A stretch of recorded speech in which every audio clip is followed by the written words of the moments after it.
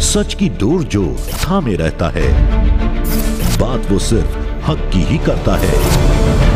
शख्सियत में उसकी बेबाकी है, नहीं किसी खबर से वो अनजान, निडरता उसकी पहचान।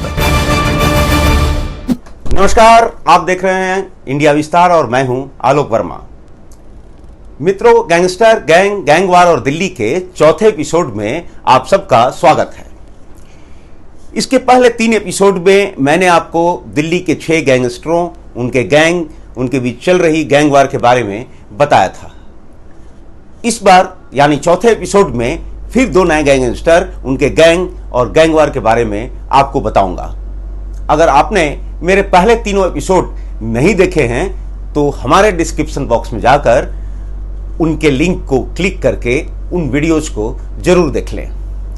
मित्रों, आज जिन 2 गैंगस्टरों के बारे में मैं आपसे बात करने वाला हूं, उनमें से एक का नाम नीरज बवाना है। जी हां, वही खौफ का पर्याय नीरज बवाना, जो बंद तो तिहाड़ में है लेकिन उसके जबरन उगाही का racket Delhi, NCR, western UP तक चलता है। इसका दूसरा दुश्मन कहें या दूसरा गैंगस्टर जो है, उसका नाम है राजेश बवानिया उर्फ करमबीर। ये दोनों पहले किसी एक गैंग में काम करते थे, लेकिन जबरन उगाही की रकम को लेकर ही दोनों में मतभेद हुआ और दोनों एक दूसरे के गैंग के खून के प्यासे हो गए। तो आपका ज्यादा टाइम न लेते हुए मैं सबसे पहले बताना चाहूंगा आपको राजेश बवानिया उर्फ करमबीर के बारे में, जिसका जन्म 1980 में हुआ था। 10वीं तक पढ़ा करमबीर शुरू में ब्लू लाइन बस, आपको याद होगा निजी बस ब्लू लाइन चला करती थी दिल्ली में, उसमें कंडक्टर का काम करता था। और कंडक्टर के काम करने के दौरान ही उसके हाथों डीटीसी का एक कर्मचारी बुरी तरह घायल हो गया। इस मामले में सितंबर 2007 में राजेश बवानिया को सजा हुई। वो पहला क्राइम का केस दर्ज हुआ था और उसमें सजा हुई थी, लेकिन तब से अब तक राजेश बवानिया के खिलाफ 43, जी हां 43 मुकदमे दर्ज हैं, जिनमें मर्डर, एक्सटॉर्शन, किडनैपिंग, हर्ट करना, चोट पहुंचाना, हमला करना आदि कई मुकदमे दर्ज हैं। हाँ, ये उसकी खासियत है। और अब बात करते हैं गैंगस्टर, गैंगवार और दिल्ली के चौथे एपिसोड के दूसरे गैंगस्टर की, जिसका नाम नीरज बवाना है। नीरज बवाना जेल में वो भी है, जैसे कि राजेश बवानिया बंद है वैसे ही नीरज बवाना भी बंद है, लेकिन नीरज बवाना का जेल के बाहर का जबरन उगाही का रैकेट बहुत ही बड़ा है। उसके गैंग में 30 सदस्य हैं जो उसके गैंग संचालित करते हैं। नीरज बवाना के खिलाफ 2 दर्जन से ज्यादा मुकदमे दर्ज हैं और उसकी बदमाशियों से तंग आकर सन 2012 में दिल्ली पुलिस को उसके खिलाफ 1 लाख रुपए का इनाम घोषित करना पड़ा था।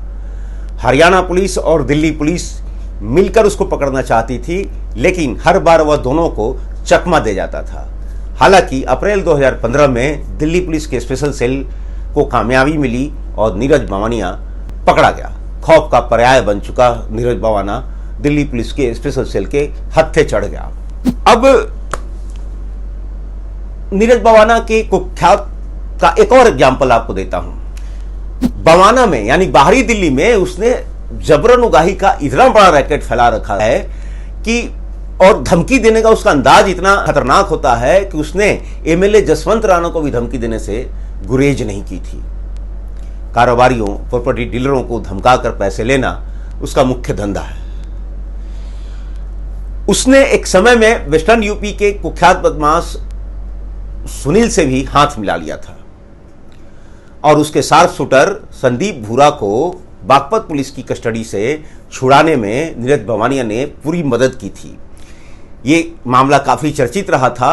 संदीप भूरा को पुलिस कस्टडी से छुड़ाकर फिल्मी अंदाज में भगा ले गए थे ये लोग, और उस वारदात में पुलिस के कार्रवाई सहित कई हथियार भी लूटे गए थे। तो नीरज बवाना ज़्यादा खतरनाक, ज़्यादा उसका नेटवर्क फैल चुका है। हालांकि वो जेल में बंद है, लेकिन जेल से ही वो संचालित करता है। अब दोनों के गैंग के बारे में आपको मैंने बताया, दोनों के बीच गैंगवार की इस बात को लेकर है, ये बहुत बड़ी बात है, बहुत मामूली सी बात थी एक्सटॉर्शन की रकम। दरअसल दोनों नीतू दावोदिया नाम के कुख्यात बदमाश के लिए काम करते थे।